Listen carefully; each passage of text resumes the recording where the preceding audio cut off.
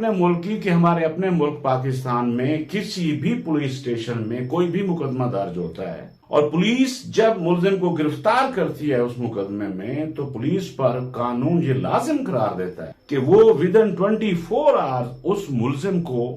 before the concerned علاقہ magistrate عدالت میں پیش کرے، جس کا مقصد یہی ہے کہ magistrate court while applying his judicial mind یہ دیکھے گی کہ کیا آیا اس ملزم کے خلاف ٹھوس شہادت موجود ہے، کیا اس کے خلاف گواہوں کے بیانات موجود ہیں، کیا